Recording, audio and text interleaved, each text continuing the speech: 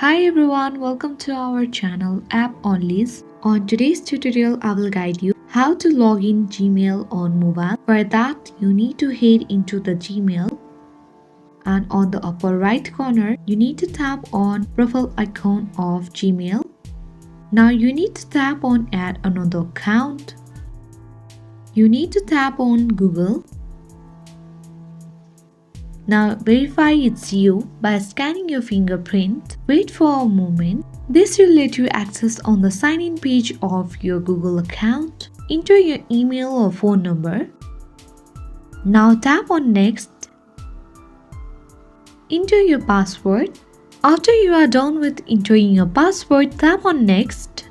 But if you have forgotten your password, then you can tap on forget password link to reset your password.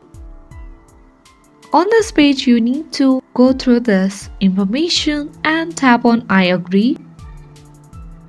When you tap on the profile icon of upper right corner, account has already been signed in or logged in.